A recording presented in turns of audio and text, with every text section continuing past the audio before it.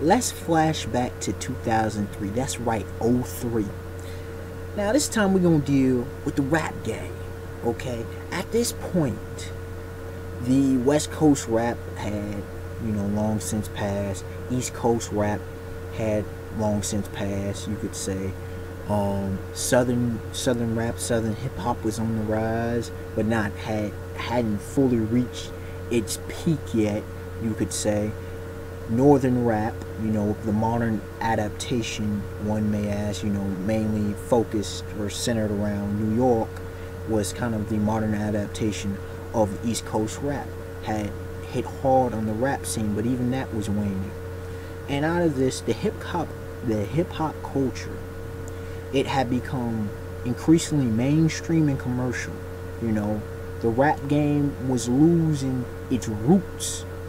And then all of a sudden, hitting on the scene with this album, Get Rich or Die Tryin', 50 Cent brings back the harsh reality of the streets back to the rap game.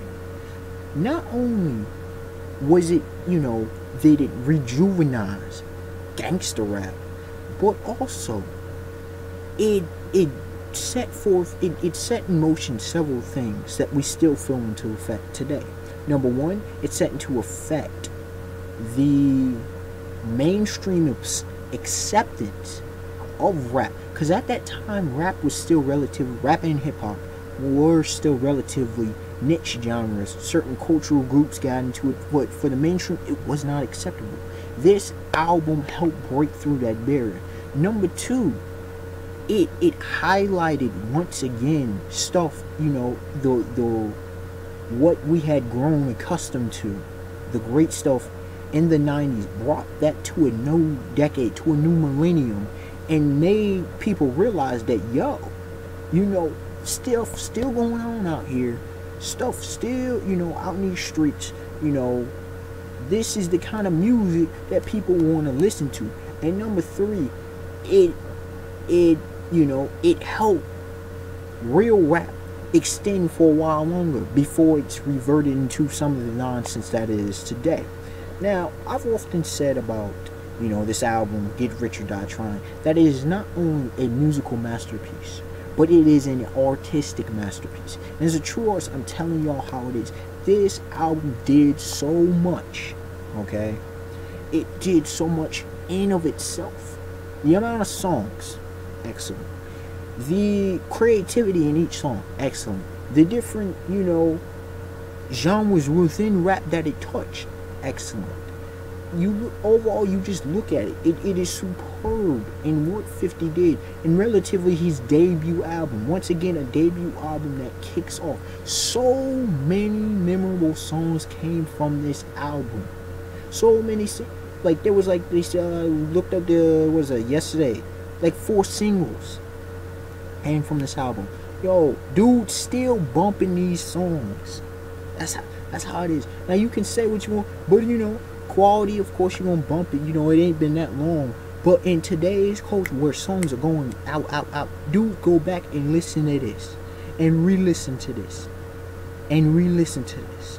Now, I must say, my usual music reviews, album reviews, normally come out on Friday. Well, life and work got in the way. But what do? We here now. I'm here now. I'm going in once again, give my analysis, review of this epic album. Now, starting off with the intro. Now, the intro is only about 6 seconds long.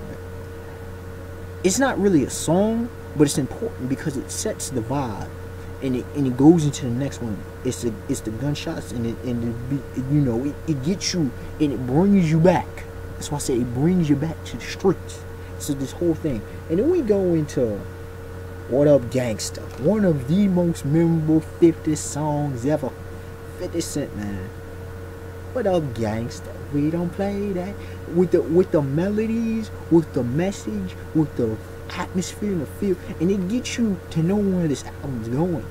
By itself, it is a phenomenal rap song. It is a phenomenal rap song. Period. But within the album, when it hits an album, it heightens the level. Like I said, at this time, you have to remember You had, not knocking Nelly, but Nelly was rolling. You had Fabulous and different ones. But things started getting more commercial. This is what it was. Dudes were, all about the bling and the bling. They weren't about, what made rap what it was. Where did rap come from? And what of gang stuff from the title? You already know. And then 50 goes off with things like, I walk around, look, I got an S on my chest, yeah, that's a semi-auto with a vest on my, describing the wars and, the wars in the streets and whatever. You feel me? Describe where he came from. Taking us to that place. If you ain't never been, helping you to understand the mindset of different people in the struggle. The third song, relatively the second song, however you want to think it, Patiently Waited. Definitely one of the most memorable, best songs. Look, it was one of the best songs of the decade. Hands down. One of the greatest rap songs ever.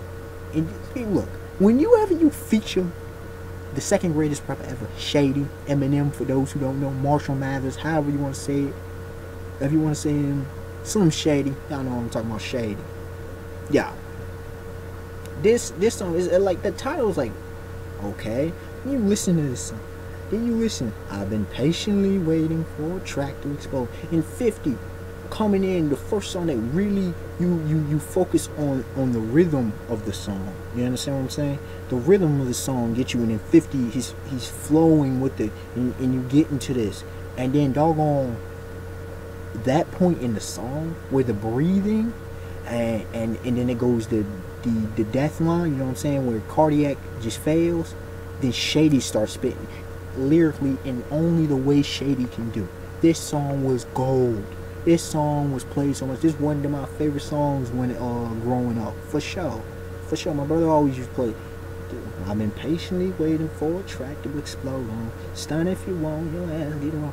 And you feel like the flow's been hot for so long. And you just, it's a story, it's a real rap. You feel me, you get into this, moving with it, vibing with it. Then moving on to Many Men, also known as Wish Death. Arguably the greatest song 50 ever produced. Arguably.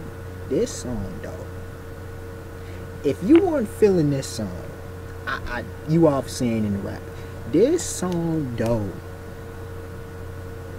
one of the most memorable rap songs ever, especially of the 2000 decade, man. Many men wish death upon me. Blood in my dog, I can't see. I'm trying to be my destiny. Niggas trying to take my life away. He's telling a story, and that was a lot of what rap was missing at the time. He told a story in the song. He told about himself. He told about, what it was like to be in a war zone. He was telling the story of gangsters.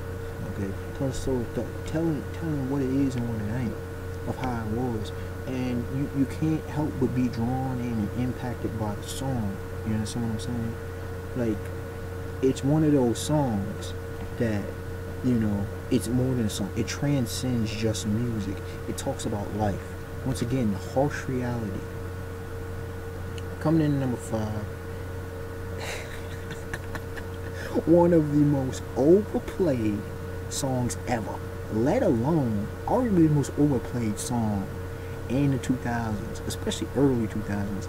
Like, what is it? Was it Still Fly? I'm trying to remember. The Big Timers had Hood Rich, Hood Rich, Stay Fly, whatever that song was. That was up there because my brother reminded me.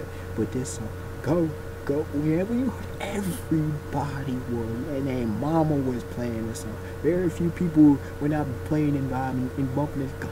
Go, shorty. It was a club bang. It was a rap song. It was like everything kind of song. Just jam, just regular vibe, just listen to. It was so catchy. It wasn't even musically that good, but to one point where I could rap most of the song, probably, right? At least the chorus. But it just, this song though, man. I even heard this song, like, of course the album's not even that old, right? It's like a decade old. But still, dudes were still mad playing this until like 09, yo. Like, this song, it was acting a fool on the song, but definitely one of the most memorable 50. So what helps? Look, it's catchy songs as well. You need the catchy songs on an album, this helped solidify the album. Cause look, whether you like the song or not, the beat was catchy as hell. It really was. Coming in number 6, high all the time. Now, this is one of the most interesting songs by 50 because, you know, it did musically. The tempo was slow, yet it was catchy at the same time. You had to where the song was in different places. He did a lot with this song. It's a likable song. It's strangely likable because normally, for example, I wouldn't totally be vibing with this. It's not something, you know, people. It's not really catchy. It's not, you know, not the greatest musically. It's not lyrically not the greatest things ever. But it's somehow relatable. It's songs like this, strangely likable songs that, you know, hard to describe why you are into this song is why you like 50, okay? Because it brings you something different. High all the time, and it puts you in that mindset, I guess. Be high, and it also he was dispelling some of the misconceptions about being high, for example, okay? Because there are many. Now moving on to number 7, Heat actually was my favorite song for several years. Favorite song out of any, you know, genre or whatever.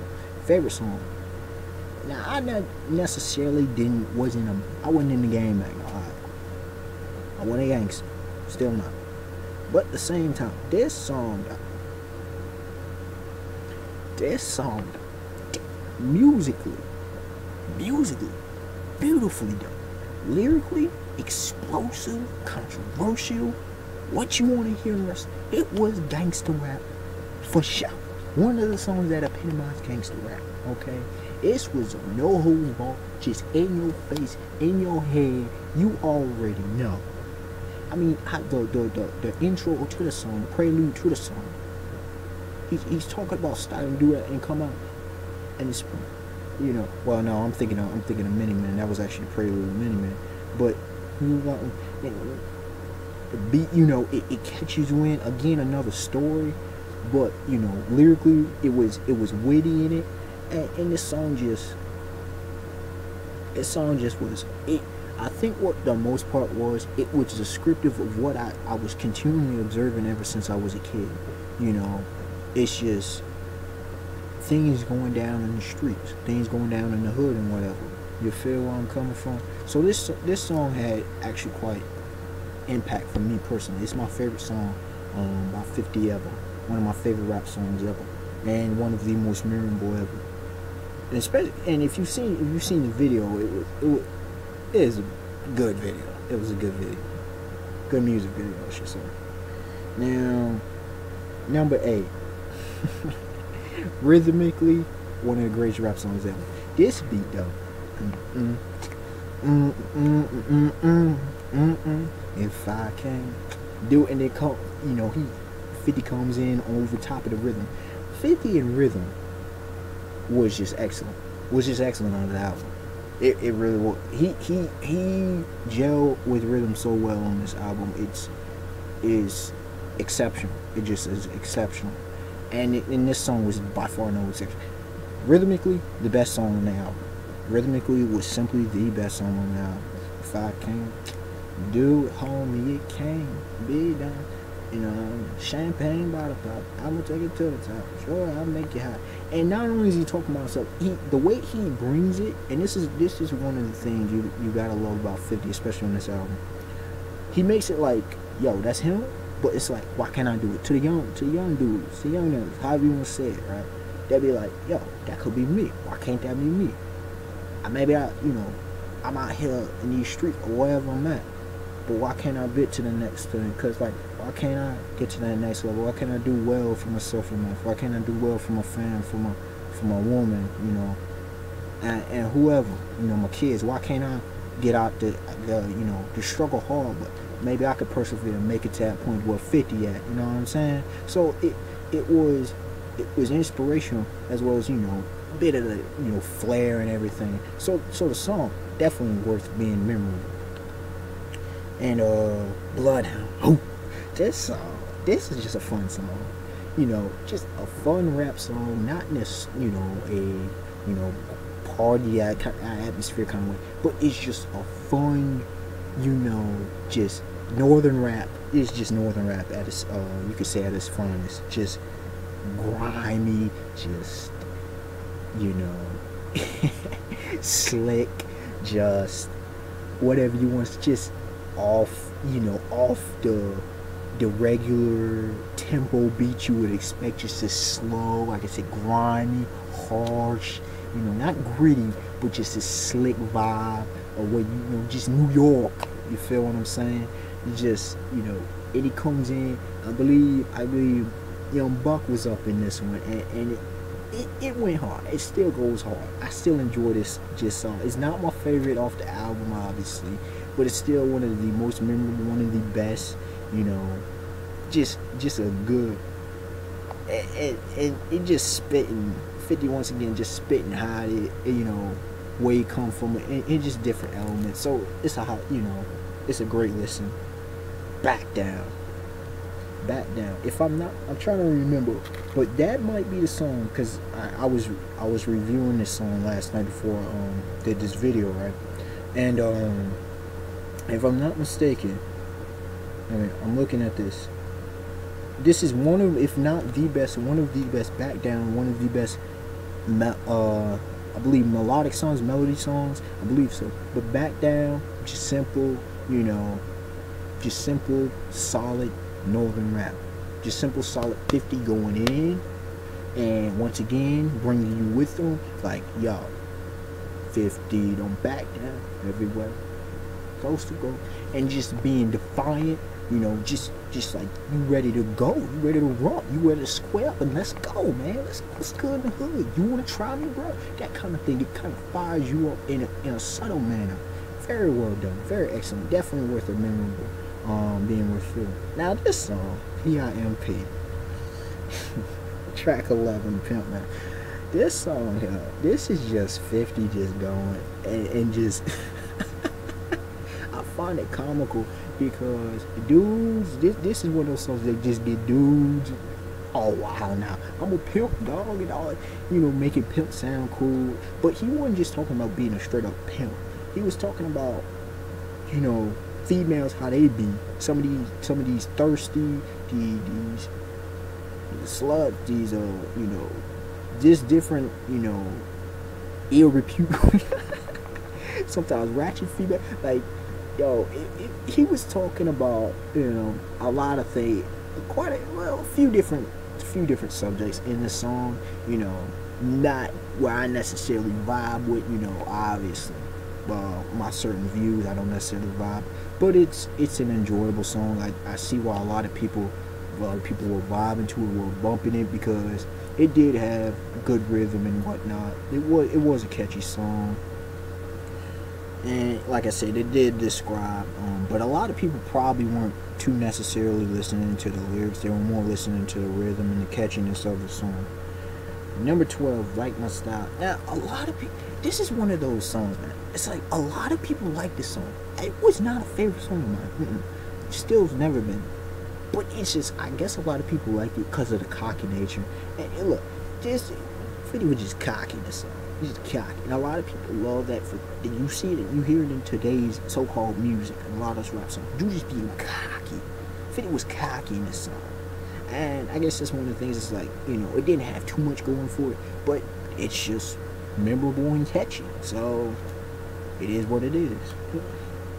And number 30, Poor Little Rich, one of the most forgotten and understandably so. Poor Little Rich, man. I listen to this song. I didn't even, I always see this, I always skip this whenever I listen to this album. I forgot, like I said, I forgot about this. People forget about this song.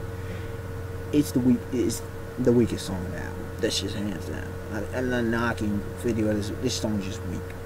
I can't say much more than it's just weak.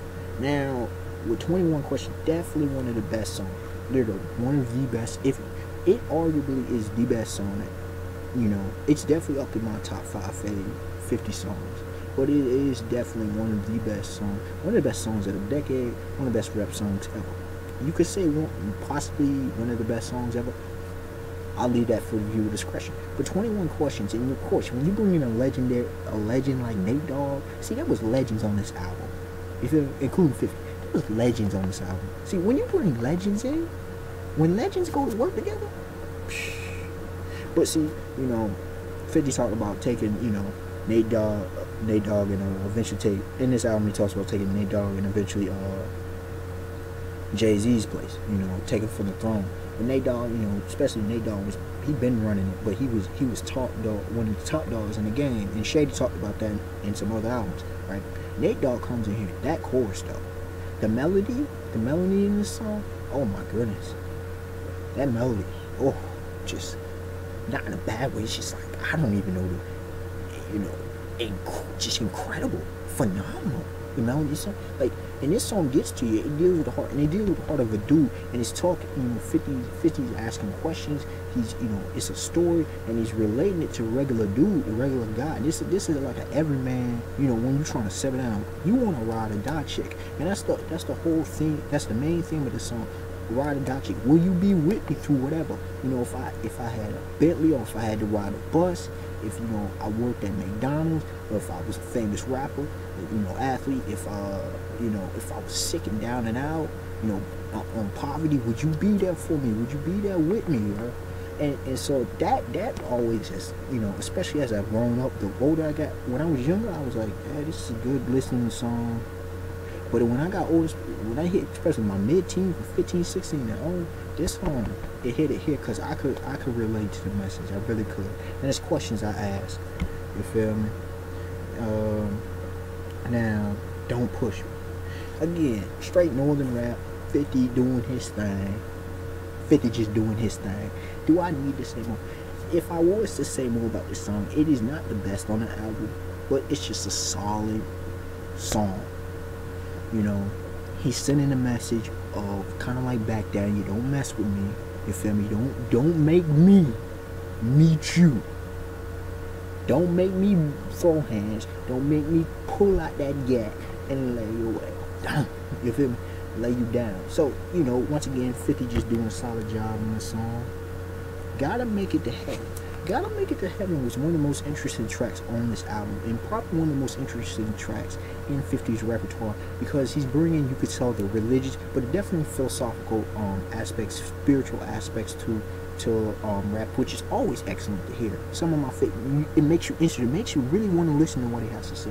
So the whole song, very interesting. He goes over a few different elements, and to try to analyze, you could probably come to your own conclusion. But they're definitely interested in listening. One of the most memorable and best songs. No surprise, it comes off once again off this album. Definitely worth the listen. Gotta Make It Happen. Number 17, Wanksta. The best song out of the latter portion of this album, Wanksta, bro. I'm laughing because this song holds back no punches. This song is a diss to Ja Rule. This song is talk about them fake gangsters out there, or so-called gangsters out there who had invaded the game. We knew. If you grew up during that time, you knew exactly. And especially a few years after, because it got worse and worse, you knew exactly what 50 was talking about. You ain't pop nothing to say you a gangster, but you need to stop fronting. He was calling out so many dudes. And this became, Wanksta became a common word in the mid-2000s after this. Everybody was playing this thing, man. This song, and that dish, and then that ending with the Ja Rule, with the whole, pretty much on the gay vibe. Oh, man. You can't get around them diss songs. You can't get around them beef songs. Beef, the conflict helps make rap what it is. I'm not promoting anything bad. It's funny. Not gonna lie, you can't say the song ain't funny. With You Not Like Me, like, definitely not one of my favorite songs on the album, but I gotta say is, obviously, once again, presenting a message, or, comparison, and just saying what it is, and it ain't. again, flair and whatever. But you know, decent song. You know, song to bump to if you just want to chill and listen to a decent rap song. Nothing spectacular about the song. And finally, we come to Life's on the Line. Once again, you know, it could have been a better song to end off the album, but you know, it's not for everybody. Let's just put it that way. You know, it's not the worst thing I ever said. It's not. But there's so many phenomenal songs on the album, exceptional songs, solid songs on the album that I'm not gonna complain about the song. Well, you heard what I said. I said this album's a masterpiece. And apparently, Add On Later was a PMP remix. Look, remix on no, I don't do later on added songs. So the Unexpected one to like, comment, subscribe. Tell me y'all thoughts. Tell me y'all memories with this album, yo. Tell me how this album affected your life, man. Because I know it did mine. It played a huge part. It makes me consider 50 the fourth greatest rapper ever. You know, this helped amongst other stuff. And yo, just, you know, like I said, tell me y'all thoughts on the album. Tell me your favorite song or songs. Tell me, or you know, just talk about it. Have a discussion. All right, y'all. Have a beautiful day, beautiful night. Peace. Till next album review. And like I said, most album reviews come out Friday normally, but life happened this time. All right, y'all. Once again, peace.